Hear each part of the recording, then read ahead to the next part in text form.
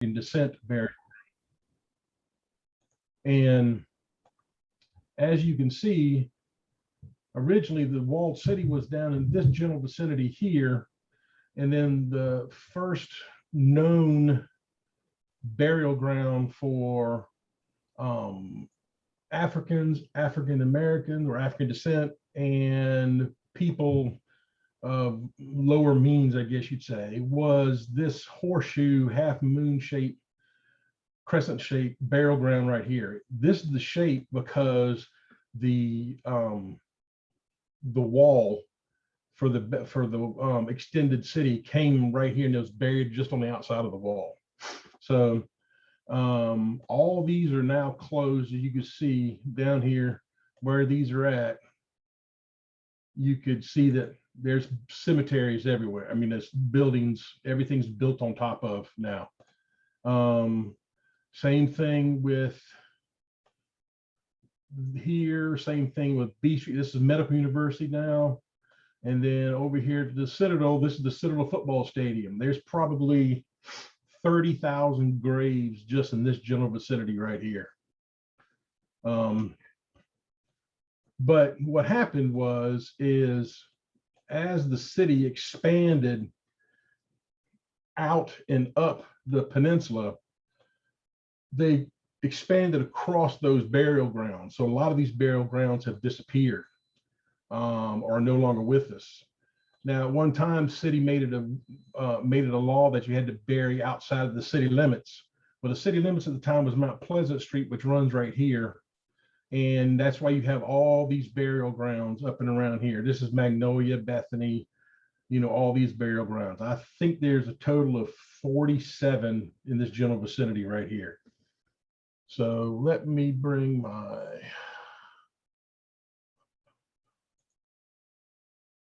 here. We tried to come up with a fancy name for this thing, and Dr. Sherrick, he came up with this mortuary geography of Charleston. So that's what I thought that was pretty cool. That's what we're sticking with. This is the cemeteries. These are the known cemeteries in the peninsula of Charleston. There's 113 of them that are documented. We don't like to say, you know, there's only 113 cemeteries. We say 113 known cemeteries because the cemetery that our group is named after basically was unknown until 2013 when it was breached when they were redoing the Gilliard Auditorium. So we like to use the term known cemeteries just so we leave that out there in case something else pops up. Now, out of these cemeteries, a lot of them have disappeared. All the ones in red that you see are African American or African descent. All the ones in black are the white. Now, the asterisk next to Bethel and Second Presbyterian is they built on part of this burial ground, but there's still burial ground left. The Costa burial ground in Rikersville Jewish Cemetery, these were removed and basically put into the new Cal Kadash Beth Elohim burial ground on Huguenot Avenue, but they reported they got what they could. So we're almost for certain there's graves left in there, but they were too degraded or whatever to move at the time. So the peninsula in 1679 was basically this shape here. It was very rough. Originally in 1670, Charleston was settled in at Charlestown Landing or Albemarle Point, and they stayed there for about 9 years until they moved across to what's known as Oyster Point, which is this low part right here. And this area right here is where they put the original walled city. Now, over time, as the city expanded, a lot of this area on the outside was filled in, as well as these little creeks and crevices and stuff. So we come to present day. This is present day Charleston over the top of 1679 Charleston. So you can see the expanse of landfill on the outside of what Charleston is now. Now, the next slide I have is all the cemeteries that are in this area, I have them on here by category. But I want you to see, they're located basically on the high ground. Now, these cemeteries range from, way back then all the way up to present day. So I don't want people to get confused. They were all done in 1679. But as you can see over the history, they placed these burial grounds on the high grounds. So it's very interesting to see as it's laid out. And basically, you can see they're all laid on the high areas all the way up. Green is basically farm cemeteries. They're known as farm cemeteries. The pink is black cemeteries. The blue is white cemeteries, and red is public cemeteries. I'm going to specifically talk about one set of cemeteries that is very near and dear to our hearts. We fought over it a long time. We still fighting for it. And if anybody's in this area, they probably see in the newspaper where there've been news stories on it from Adam Parker and such. The two cemeteries we're talking about basically is Trinity Methodist Episcopal Colored Burial Ground and Ephrath Burial Ground. So this is Trinity right here, and this is Ephrath right here. As you see, these burial grounds here and these burial grounds here, this is Bethel Methodist Episcopal or Bethel United Methodist Church today. This is McPhala, which was a benevolent society type cemetery, and this was Brown Fellowship Society Cemetery.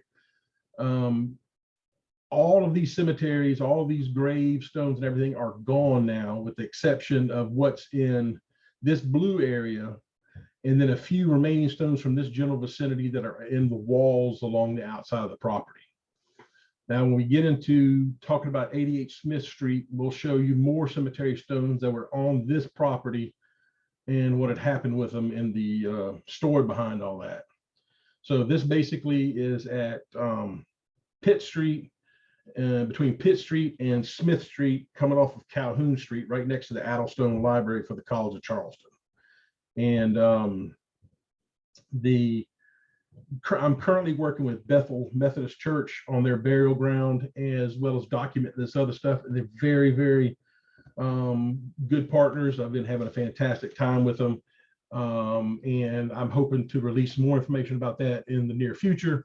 But right now, it's just, we're working hard in the background. So we'll go back to, all right.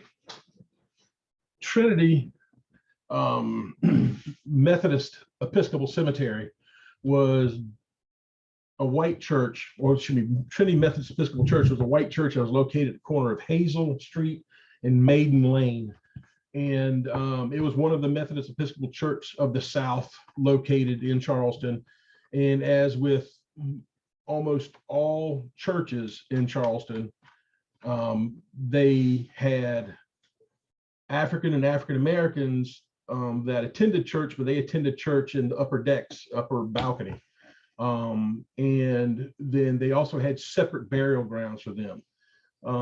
Trinity, over its history, actually used several burial grounds, but the first one was this one here. It was basically deeded in 1818, and they would immediately start burying the very next year, or a few months later, which going into 1819. And there's a lot of burials that went in there real quick. In the lists, you'd have them by, single name and then the owner's name, or they'd be a free person of color. They'd have their full name. Sometimes you'd have a two-day-old baby that was listed as a slave with no name, or you might, the oldest one I had was a 105-year-old man that was listed as no name, buried as a slave, no name whatsoever. And in 1866, they basically, the occupation government, which was a Union colonel, basically closed the cemeteries, closed this cemetery, as well as Ephrath and several others because they were full. And not too soon after they basically left, they immediately started reburying in those cemeteries again. And the last burial in Trinity took place in 1872. From 1818 to 1872, there's over 1,650 burials in that cemetery. Now, to put that in perspective, I'll show you a diagram in a little bit. Trinity Methodist Episcopal Church burial ground for their colored congregants was only 8,000 square feet. And they have over 1,650 people buried in 8,000 square feet. So later on in 1898, Trinity sold the ground to Centenary Methodist Episcopal Church, and for the purpose of them building a charitable home on the property. Originally, it was for, from the record, you can see it was for wayward young women. And then later on, it was an older folks home. And ironically, in 1916, the area was still being used for tax purposes no tax purposes as a burial ground for Centenary Methodist Episcopal Church, but there was a home for wayward girls on it. So that's how they were getting around paying taxes for it. They still listed it as a burial ground. In 1935, it was purchased by a family that built the current home on the property, tore the old one down, built the current home on the property. They lived in that until their deaths, and then it was basically sold to another part of that same family, who basically lived in it for a long period of time. And then I think for the last 10, 15 years was out of it, and then eventually resold to the current owner in 2020, who we've worked off and on with, currently off with, concerning the burials, the stones and the burial ground itself. And I'll get into more of that in just a few minutes, showing you gravestones. The next one, basically Ephrath, is it was deeded in 1817. Basically 1819, it shut down the same way in 1866, and it stopped in 1934. Originally, this was a combined burial ground for the independent or the congregational churches, which is now the Circular Church and the Congregational Church on Archdale Street. They were kind of combined together. And in 1867, Plymouth Congregational Church acquired the property for burials of their members. Now, we can't find any documentation for that. We know they started burying people there. I think some of this property was just taken over by other churches or used because that's what's been happening. And later on, that would actually come to play in a lawsuit that came about from trustees from the original church. And their purpose of the lawsuit was they claimed it to be an old, derelict, and abandoned cemetery that was predominantly in a white neighborhood, and real estate was too valuable not to sell, and that the majority of the burials were on the back side of the property. There was no documentation anywhere within the, except for the death records at the coroner's office concerning these burials. But it was midway through Jim Crow. A lot of people didn't care, either way. And a lot of the African-American families had left and gone north from as a result of the Great Exodus. So there wasn't a lot of people around. They didn't know family was in there. So 217 and 219 Calhoun Street were basically created out of that property. And then later on, sometime in the 40s or the 50s, a majority of that Ephrath Cemetery became the backyard of 88 Smith Street. Now I'll show you on the diagrams here so you'll understand. So basically, this is a 1798 map of Charleston Green, showing the general vicinity. Now you can see Boundary Street in the middle. Boundary Street is now Calhoun Street, because at the time Boundary Street was the city limit.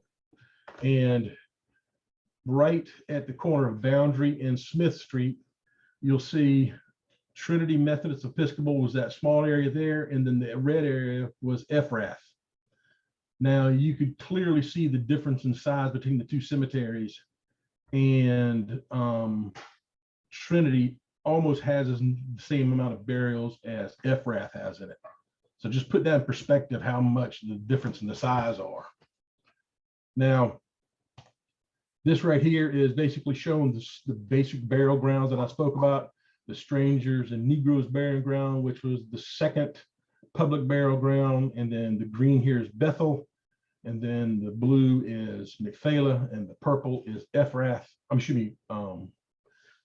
Brown Fellowship, and the red and the yellow, of course, Trinity and Ephrath. But this is a copy of an original plat from 1798 when they had plotted the area off and started selling the property and homes and stuff. Now, this is an overview map. Sorry.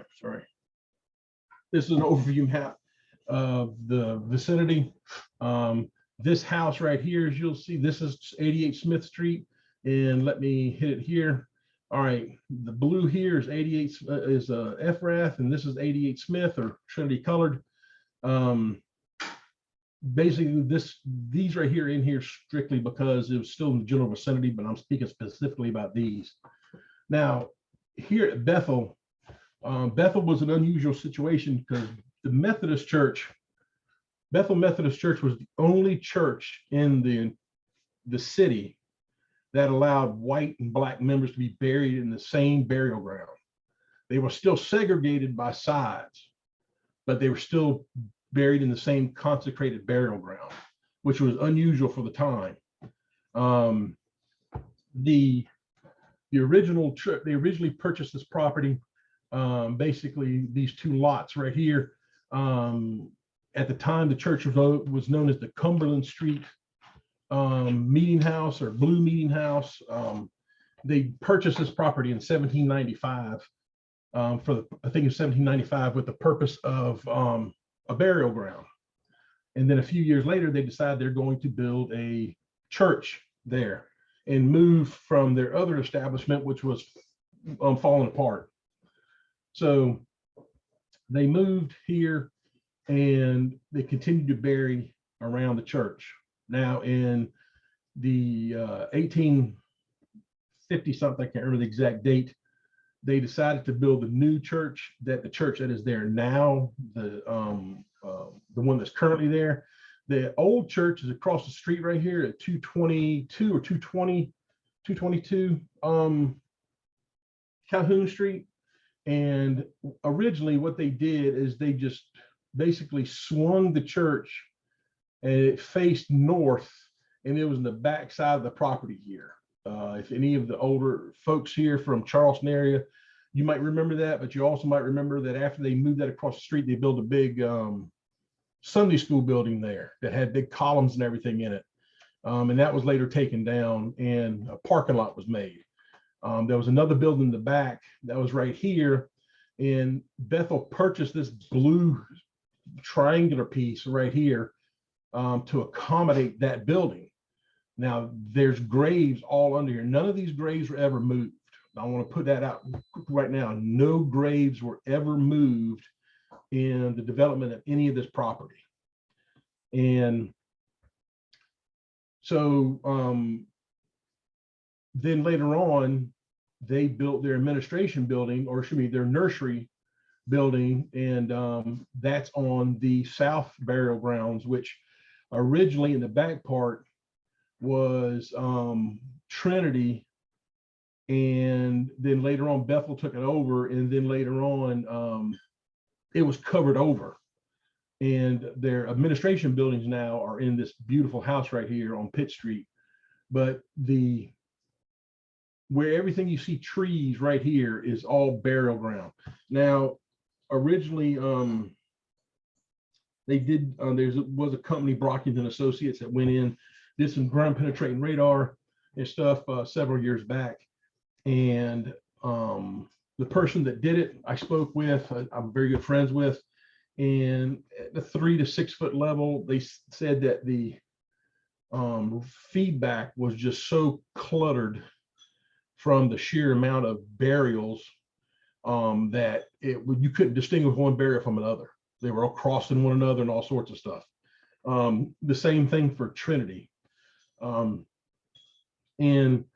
we have found that in a lot of the inner city cemeteries, that the sheer amount of the burials that were stuffed into these grounds, because they didn't have any other place to put them, underhanded sextants, however they did it. It can be one of a dozen different stories, but we do know that there are literally thousands of burials in the peninsula of Charleston that are stacked in like cordwood in a lot of these cemeteries. Now, the red, you see, all these graves have been lost. There's no stones that are in place that show where these individual graves are at. There's a lot of stones that are scattered about or stacked or being used for barbecue grills or being used for footstones. And I'll show you that later a little bit. But all the red is cemeteries that have been destroyed or taken away and no indication of any burials there. The blue section right here is a guesstimate on the white half of Bethel. And the purple section right here is strictly a guesstimate if there's any crossing back and forth between the black and the white burials. There's no definitive line through there with the Bethel's plat map of their burials, excuse me. So those colors are strictly guesstimates. This is a relatively straight, north is, where the north arrow is. The dark red line is basically the 88 Smith Street property. And each of these squares or rectangles is 8 foot by 4 foot grave, basically 32 square feet. That's a 7 by 3 foot grave with a 6-inch barrier all the way around it. So you put 2 graves together, you get a foot boundary. And these are stacked in there as close as you can. As we know, no cemetery ever is. And this is what you can get. With Ephrath, you can get 799 possible graves. And with Trinity, you can have 250. In Trinity, they have 1,653 burials where they can only really fit 250 graves. So they're like 1,400 graves over capacity. And the same thing with Ephrath. Ephrath is 1,155 graves over capacity. Now, there's several different ways that can happen. A lot of these graves are children. Sometimes the earlier graves have already dissected away and basically reabsorbed into the earth. There are remnants left, that type thing. But lots of times the burials, you'd be lucky if the burial was at 4 foot. But it's got to be that people knew that they were buried in another grave, because there's just no way they buried in there and did not run into another grave a time or two, But speaking with the gentleman from Bethany Cemetery, the Lutheran cemetery up in the Neck, the rule of thumb with these cemeteries is because there's so many burials and they're a lot of them, they don't know where they're at. If you run into bones, you just dig through them and put a new grave there, because they just don't know who it is, and there's no documentation for them. Okay, little story. Myself and our former leader, Dr. Ade Ofunyan, who passed away October last. Me and him made a trip to 88 Smith Street to basically, there was a company that was interested in purchasing the property to make some high-end rentals out of it. And they had seen some graves, and they'd seen what we had done with the Anson Street project. And they called us asking us if we do some research on the property to find out if there's any graves or the extent of the burials. So we went onto the property, and as soon as we went onto the property, we were basically taken back by the reuse, in quotation marks, the reuse of the gravestone. This gravestone here is basically a rare one. Lots of times the enslaved people did not have gravestones. Lots of times they just had field stones or some type of marking. Lots of times in Charleston, you had these one name burial stones. And this was Adam. And basically, here's his death certificate. And it lists him right here, being buried in Ephrath, without the T and the H. And it says Adam and then Ann Lear. That was the owner. Male, black, slave. He was 65 when he died. And this was part of a sidewalk in the back. The next one here is Julia Foster. This is how we found the stone, as the bottom of a stairway as a footstone. We flipped it over, and this is what's on the back of the stone here. And here's her death certificate. Lists the Ephrath ground. And she basically died of consumption in 1876. Now, later on, myself and several other people went onto the property with the permission of the owner. The owner was there. This is the current owner. And to basically try to find as many gravestones as possible with the intent of removing them and fixing what we can, and to re-put them into another cemetery, if not place them in Bethel, which they offer to put them in Bethel, because it is a private yard. And we wanted people to be able to see the stones, but we didn't want to take them too far. So with that in mind, we started looking, and here's Miss Foster's grave, as you can see, and we dug it out of this trench. So sometime between the time we found it, me and Dr. O'Funnion found it, and when we refound it, they had buried it in this trench. Now, I'm not going to speculate on who did that, but I do know there was some ordering back and forth that they wanted gravestones removed or something to that fact. They left and came back, and the gravestones were gone. So the story goes. But we found them basically. Lachey, are you there? I'm right here. What, those things were about 3 to 4 foot underground, under that junk in there? Yes, and if it wasn't for you just tapping in the ground, we never would have found that. Yeah, that was God's hands. My my dad told me when I was in the fire department, my dad told me, when in doubt, there is no doubt. If you have a doubt about anything, it's usually that sixth sense that's telling you to get the heck out.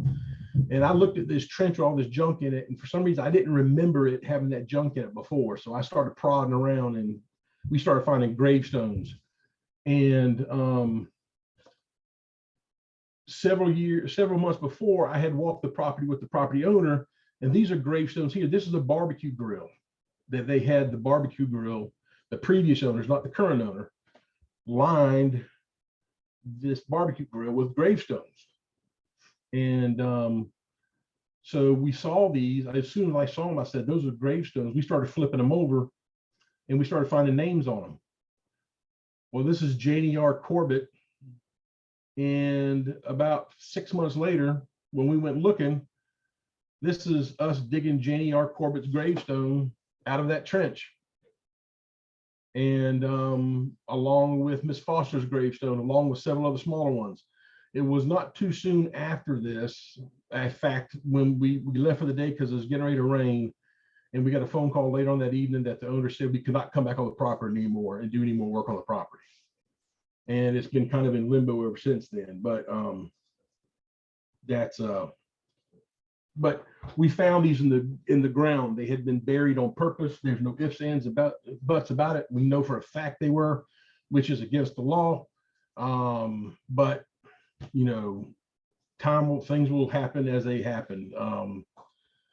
But Lachey was there with us, and we were mad. We were really mad that this was going on, but we had to keep a straight face with it and basically just hold back, and which was a little difficult. But this was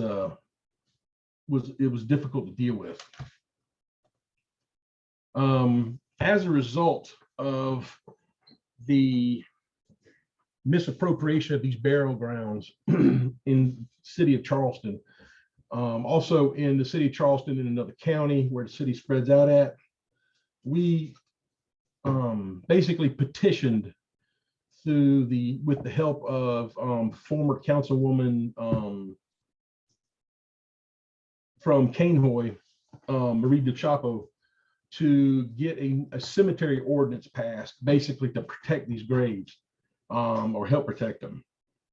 And it was passed unanimously about 2 months ago. And the law basically is this: known or probable grave sites in the city of Charleston are protected pursuant to South Carolina Code of Law sections, and any violators of this section are subject to penalties provided for therein. Basically, this is a beefed up version of the state law. And what it is it is unlawful for a person to destruct or desecrate a burial ground where human skeletal remains are buried, a grave, graveyard, tomb, mausoleum, or other repository of human remains without proper legal authority. It is unlawful for a person to desecrate a gravestone, memorial monument, marker, park, or area commemorating the deceased person or group of persons. During any construction, development, redevelopment, or ground disturbing activity, if a person discovers or is otherwise put on notice of any known or probable grave sites on the subjected lot, included but not limited to human remains, gravestones, grave markers, ground depressions, historical markers, historical maps, plats or surveys, photographs, or other indicators of probable gravesite, the person must immediately cease any ground disturbing work and report such notice to the city building official, as well as the county coroner and the State Historic Preservation Office. No further ground disturbing activity shall commence until the area is authorized to proceed by the state or county and the building official. So basically, that is, if there's with the information that we have, that stuff is basically, if somebody runs into anything or they're put on notice that there's possibility of graves on that property, they can't do anything until there's a proper historical research project done on it with, ground penetrating radar or whatever various other means. Any person who violates the provision of this chapter shall be subject to the penalty set forth in section 116 of this code. Basically, what it is whenever this code or infraction happens, it's $500 to serve a term not exceeding 30 days in jail or both. Each day, any violation of this code or section thereof shall continue, unless otherwise specifically provided, constitute a separate offense. So basically, if you put 10 days and you don't do anything, that's 10 separate charges at $500 a piece and or 30 days in jail. So basically, this puts it on the person to, we got to get something done because, and now it has not been used yet, but this is the teeth of the ordinance, which we were able to get passed. And I'm hoping it's going to be a catalyst for more to come, dealing with an archaeological ordinance or various other things in the city of Charleston. We were very happy to get this thing passed. It's going to be a great help, and hopefully we won't ever have to, or the city will never have to enforce it. Now, anybody that's in here that is in the area, if you know of any other existing cemeteries or cemeteries that have been desecrated or destroyed, please don't hesitate to contact us. Here's my personal email. Basically, I don't know anybody's name. It's anonymous. I just need to get the information, and so we can correct what's been made wrong or to fix, what's been broken.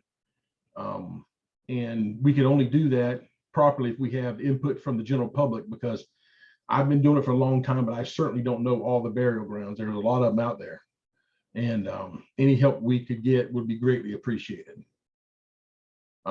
Basically, we zeroed in this one cemetery, but we've been doing this over the entire area with these cemeteries. 88 Smith Street just happens to be one of the most recent and heated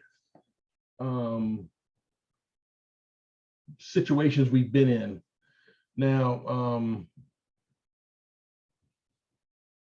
that pretty much covers this right here. I've got a little bit of time. We could take questions, or if anybody's got anything like that, you're more than welcome to ask, and I'll answer as best as I can. Grant, Okay. can Yes, you give us thank you.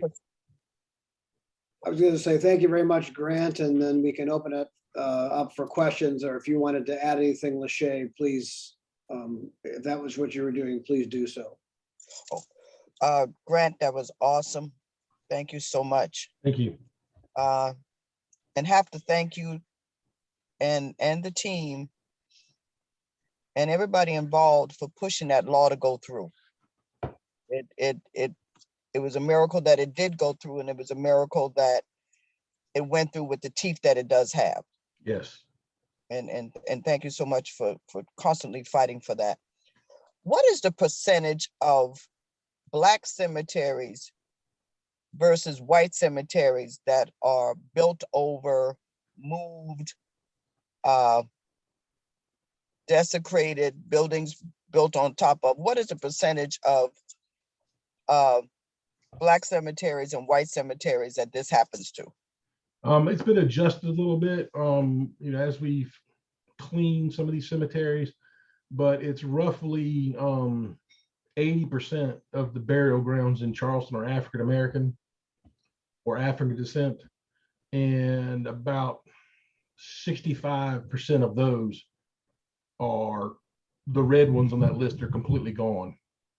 Streets, under churches, empty fields, houses built on top of them, buildings built on top of them, that various ones.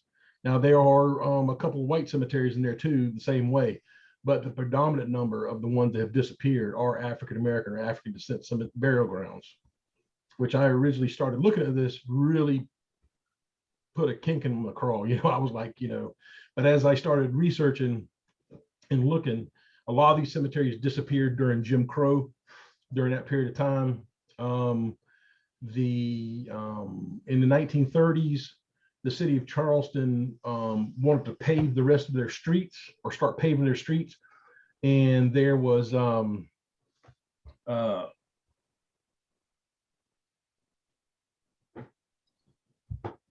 remember the name of the street, up in Hampstead Square, up in that general vicinity. There were several older cemeteries that had not been used for burials in a long time, but they were still there, but they had not been taken care of. Description of these were they were just falling apart.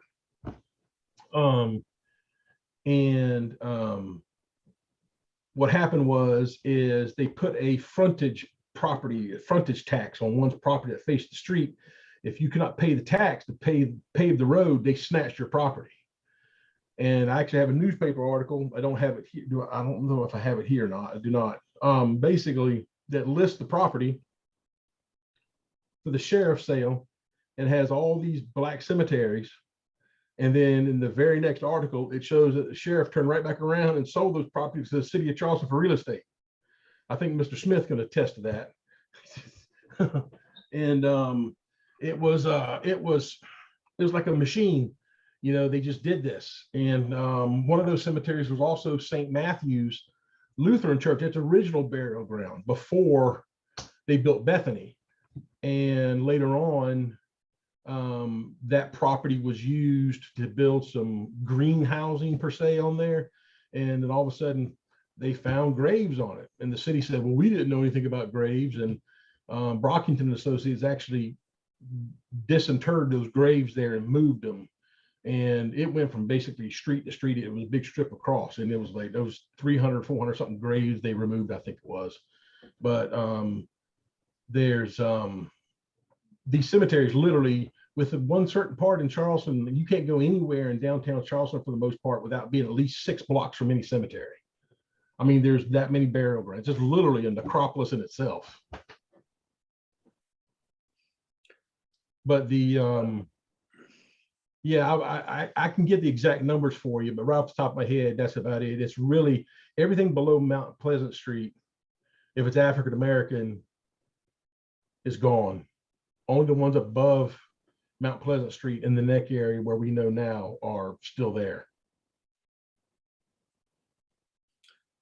So Grant, in the chat, Dr. Brown asks, in relation to the ordinance that was passed, what would be the overriding circumstances that would allow permission to be granted for disturbing known burial spots, if any? All right, the law in South Carolina is an archaic law, but it's still a good law, and it has not been changed at all. Basically, it says that if you have a piece of property, and this was done during the development of the hydroelectric lakes in the Santee Cooper project, you would put in the newspaper for 30 days that you plan on moving this burial ground. And if any family or anybody has any interest in the burial ground during that period of time has a right to say, hey, no, let's figure this thing out. If nothing after 30 days happens, then they proceed to basically disinter that cemetery, and they have to move it to another area and basically rebury the remains in another area, another cemetery, create another cemetery for you. You just can't chunk them in the trash or whatever. And but if there's no newspaper in that area, then you must take that notification and nail it to the door of the courthouse. That's how archaic the law is. It's still on the books. And this happened most recently, it was back in the 90s, where a couple purchased the property where in Scanlonville, where Rimley's Point Cemetery is at. And it was Scanlonville is a freedman's village. And there was an area over there that was originally an enslaved cemetery that continued to be buried into later, and is still being used to be burying it to this day.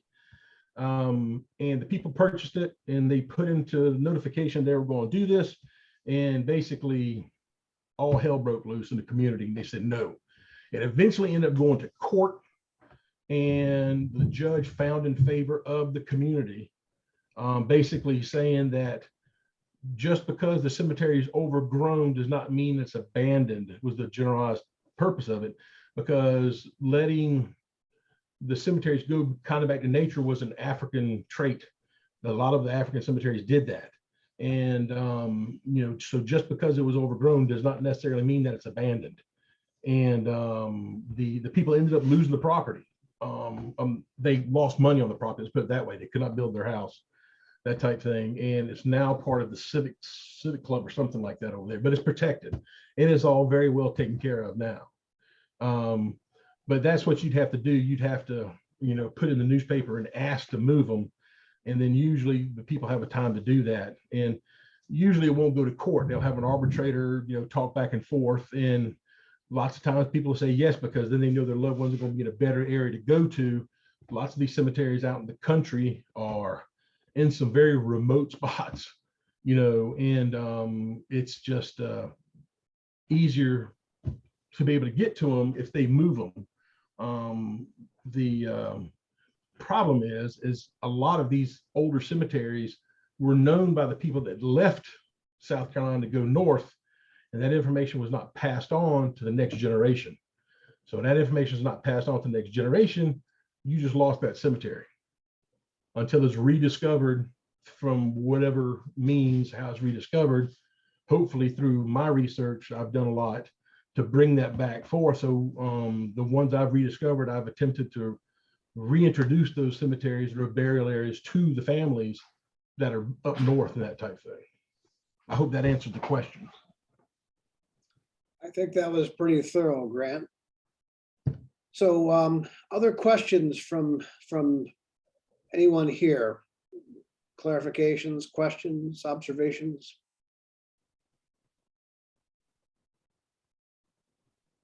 You can just speak up and unmute yourself if you'd like.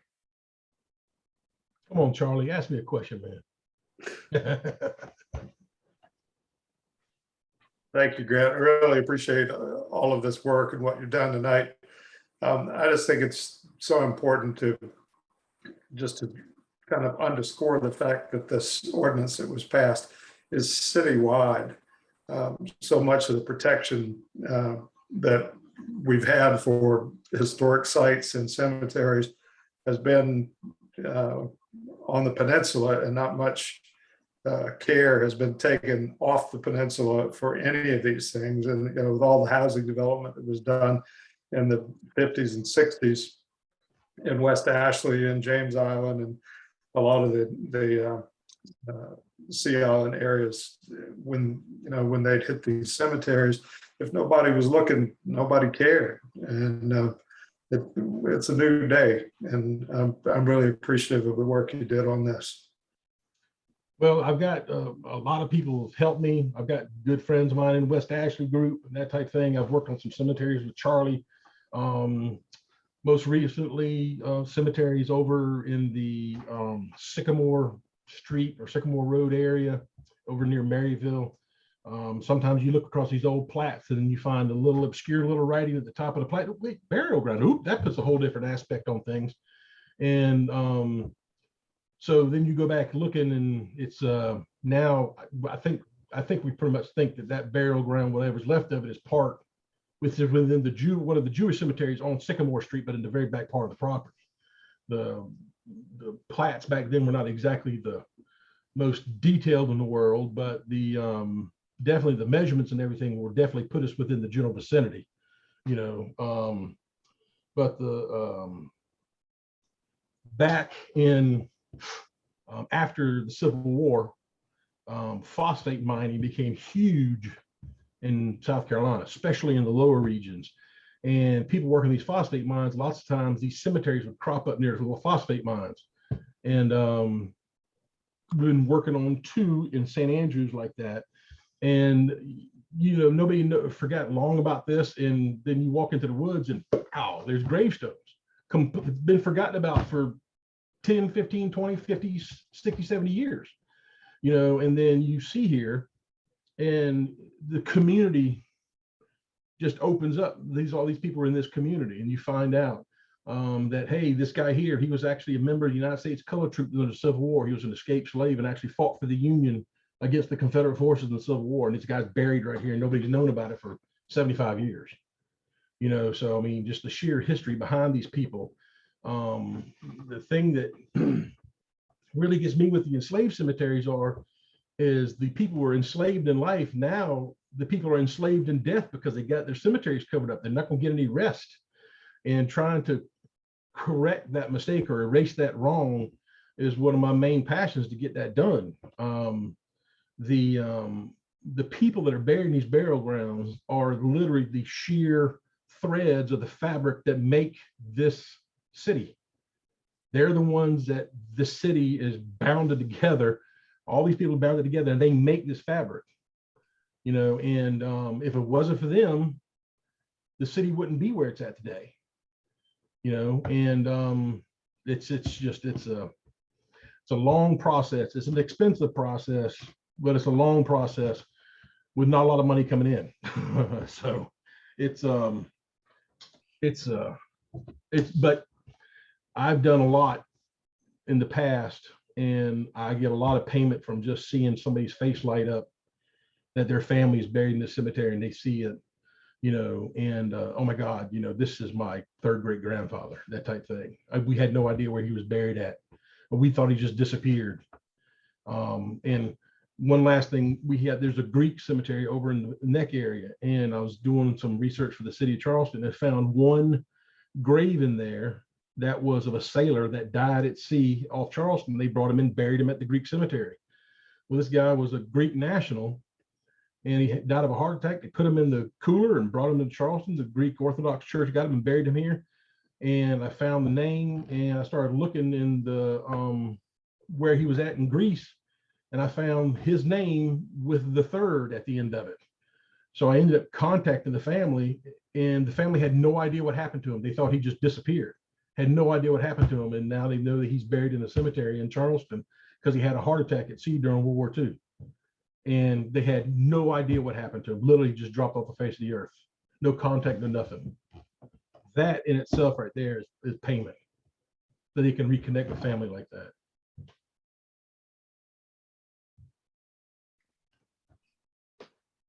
Other questions or comments or observations to pass along here?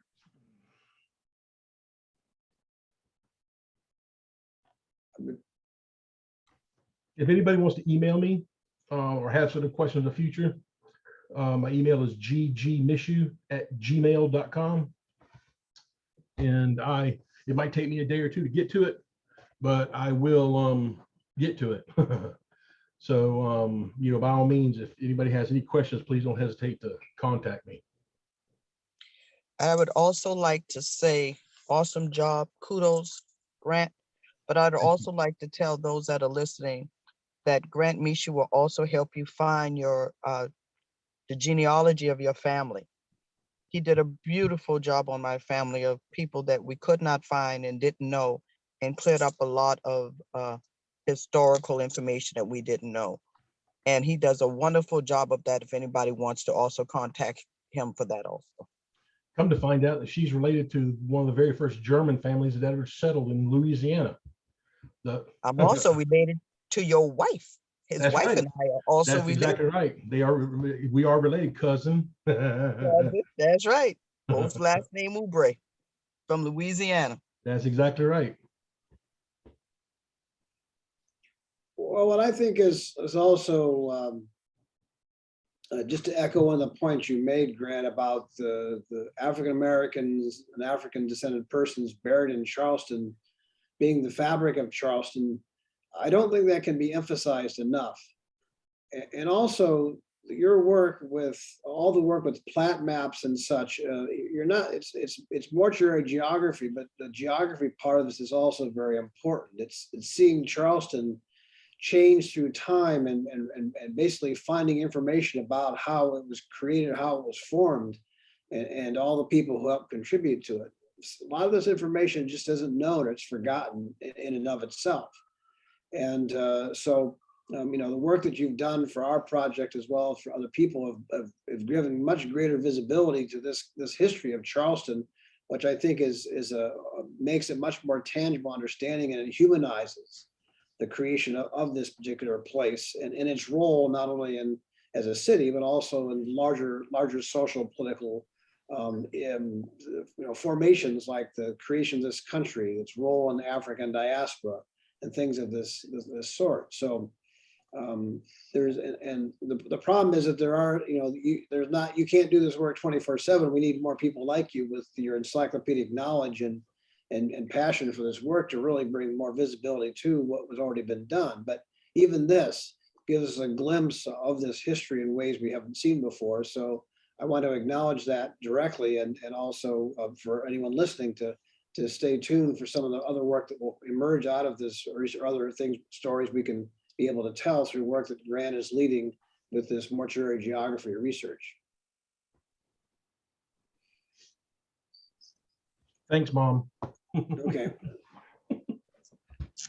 I'm a very proud mama. I'm very proud of you, son. Thank you, ma'am. Well, Grant, I'm going to tell on you. I had heard of Grant Mishoe, and I contacted him and asked if I could come to his area and get him to show me how he documented an entire area of a cemetery that was at risk. Well, Grant has his own method of doing it, and we didn't have the equipment to do the smartest way that Grant was using. So we had to do it the hard way, one stone at a time, logging and GPSing. But oh my, that was a wonderful meeting. And it started an admiration on my part for the work that you've been doing. And I've tried to keep up with you. Kind of hard to keep up with you. But but that was the work that was done in Horry County in the Myrtle Beach area. And if you all know how big Horry County is, it's massive. It goes all the way from the coast to Loris, Aner. I mean, it's huge. Yeah, because one of those was y'all looking for the other Mishoe Cemetery. Oh, you helped me. You found it on aerial photography, and Adam and Jody Mishoe and I went out there and we sinned, we trespassed. The man was not at the house for us to ask permission, even though we had made phone calls. So yes, we sinned. And this was a distant line of, it's connected, but another line of our family, the Mishoe family. It was the concept. You said the aerial photography will tell you what to do. And I gave you a few tips and you zeroed in on it. We went out there and we found it. We found 3 stones. One could be read, one you could not read. And we sinned again. We did all the things we knew we shouldn't do. We sprayed it with water and then we sat there and looked, nothing happened. And then we took the soft toothbrush and put it down in the dirt and tried to use the dirt as ink and rub it on the stone gently to make the dark lines in the inscription and impressions. Nothing would work. We tried foil, nothing would work. But what it was a field that had a growth of tree right in the middle of it. No reason whatsoever. Everything was plowed all around.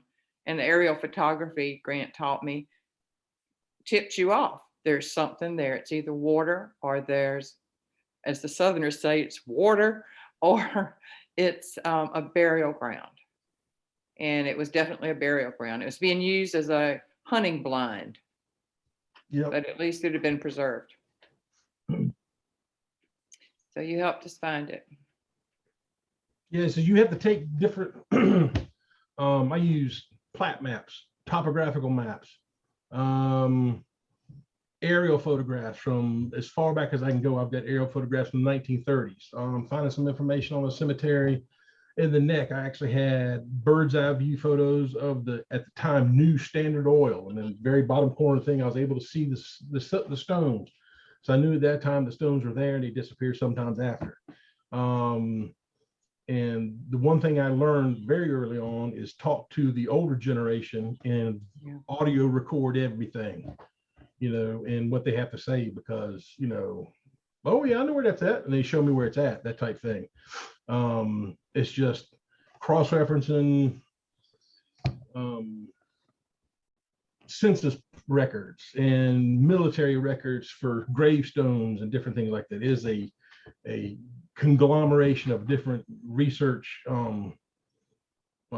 areas and stuff to put together. And even then, I don't like to do it, but even then, you might have to take a leap of faith per se. But I always try to double check or triple check my research as much as possible to verify. I've done one where I had a little blurb and didn't have anything for 10 years. And I actually forgot about it, looking for something completely different. And I found out where this guy was here, boom, and it opened up 40 more generations 10 years later. So, I mean, it's just, you know. Well, Horry County had that inquiry about the Mishoe Cemetery on the desk of the senior planner for 3 years when you came up with the suggestion with the aerial photography. Thank you. You're welcome. So Dr. Brown has asked, to whose attention do we bring this work next? The city council, county council, IAM, city of Charleston legislature, et cetera. How does the advocacy-based work that's being done now proceed outside of the circle of people who are here, or those who are familiar with some of this work that's being done now? We have a fund going on right now. It's called the Low Country African American Burial Ground Restoration Project. And I will, do we have a link to that on our website, Joanna? I don't think so. No, we don't. Not right now. Okay, can we do that? Can we put a link to it? Yep. And basically it goes to, if you donate to this right here, it goes to nothing but fixing up and researching of the burial grounds in Charleston, that type thing. And we've used that several times for 2 cemeteries we just completed, Moore Street Baptist and Union Baptist over off Mechanic Street. And we're in the process of getting ready to work on Harriet Street burial ground. We're in the process of putting that together. The thing is the city doesn't have an office for this. Like Huntsville, Alabama, they have a person that has an office over the cemeteries in Huntsville. Now, Huntsville does not have nearly the amount of cemeteries we have, but they have 2 or 3 cemeteries that are vastly larger than our largest cemetery, Magnolia. And but it's hard to find anybody that, you know, you can't get any line budget item, anything with the governments or whatever, because it's just not, they just don't do that. So either through grants from, you know, through the government or donations from people, that type thing.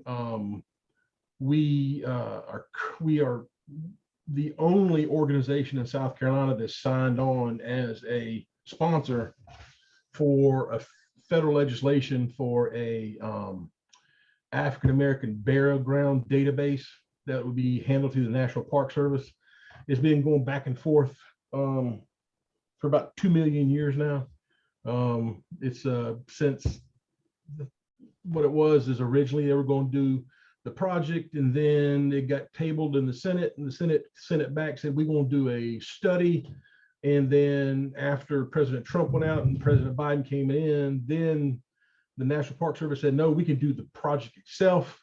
So they're trying to come back and forth with some type of handshake across the proverbial aisle or hallway in the middle of the Senate and the House to get this thing fixed. And basically just it'll open up fundage for these burial grounds, as well as make more of these burial grounds known for federal protection, because there's tons of them out there, just nobody knows about them.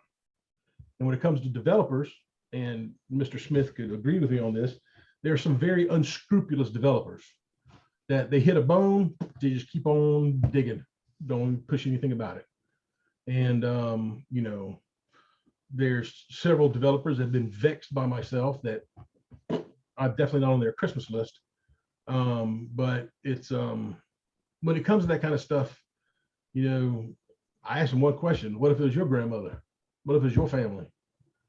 You know, I had a lady ask me one time, working on the Zion Presbyterian Church, she asked me why was I so interested working on cemeteries of people that are of not my own race, where she could have easily asked, hey, why you like working on black cemeteries so much? This kind of way it was worded.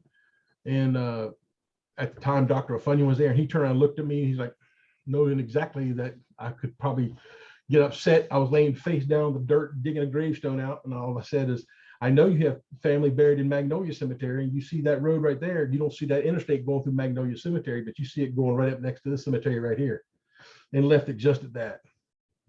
And you know, it's the African-American community and African-American burial grounds have definitely got a bad shake in the deal with it comes to this stuff right here, and trying to correct this as much as possible. But in all rights, I shouldn't be the one doing this. It should be a younger generation of African Americans, you know, getting more interested or even knowing about it and doing this.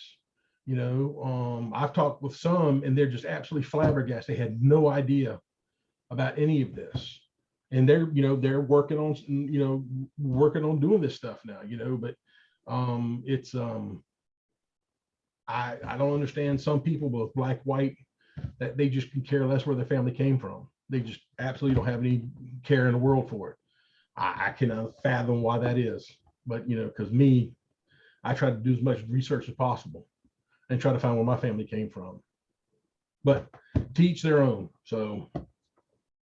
Well, I think also part of what can come out of this work, Grant, especially as we try to write it up and publish and do presentations like this, is to give greater visibility to the work, whether it's newspaper articles also about 88 Smith Street. It raises awareness, and by trying to generate funding to train people in this kind of work, that may help in terms of, you know, carrying it forward with the younger generation. But you know, I think part of it is that this history, you know, even the history that we're developing out of the ancestry study, for example, much of the detail about African-American history not, at least as we understand it, isn't being taught in schools. So there's no frame of reference for a lot of this information that's coming forward. In any case, I think this is going to be, you know, take a lot of time and energy to move the bar forward at least a little bit, but hopefully through some of these kinds of engagements and publications and so forth, we can bring greater visibility to this history and get more support for the preservation of these burial grounds and the documentation of them. One thing I'd like to say before I finish up is I started doing this with Dr. O'Funnion several years ago, and through that I met Joanna, and after that I met Raquel and Tad with the DNA, and I've made friendships that are going to be for life with this. We've done some, pat yourself on the back, folks, because we've done some serious research with this stuff, and we've been doing DNA stuff that nobody else in the world has done, and we found out stuff about stuff that nobody else has done. And you know, I'm very, very proud to be a part of this organization, to be friends with y'all, to be, you know, co-workers with you concerning this. And I can't think of a better group of people to do this than us. So cheers to y'all. Well, thank you for that, Grant. And it looks like there are other comments about, I mean, that the chat will be reserved, I think, as part of this recording, and others who will probably draw upon the knowledge from this for future Genealogical Association meetings. But maybe now we can, unless there are other comments or thoughts, we can maybe bring this to a close. But certainly this will not be the last word on this area of research and investigation that Grant is leading. And we all are extremely pleased to be part of it in some ways, or help to support the work that Grant's doing, as your presence here clearly also does as well. So any final parting thoughts or here before we wrap things up? Or if you have any last word, Grant, you want to say before we conclude? No, other than just, you know, whatever it might appear to be something small and insignificant, but always keep it and put it and store it and document it, because you never know in the future when it might be needed or be something that opens something up. You know, just research it and document it, put it down. And, you know, and if anybody has any questions or any research help or anything, please let me know. I'll be more than happy to, you know, do what I can. Okay. Well, It's a thank quick- you. Oh, please, go ahead. Sorry, just have a quick note before we end. This is our last of our fall seminar series. We're going to end for the holidays, given we have Thanksgiving and Hanukkah and Christmas and Kwanzaa coming up. And we're going to be resuming hopefully in the spring. So keep tuned to your emails for other webinar topics in the new year. And thank you all for being here and for contributing to this conversation. And thank you, Grant, again for this very expansive talk and a lot of new information for everyone to think about. Thank you for the opportunity to speak. I appreciate it. All right, well, good night, everybody. Good night. Thank you. Good night.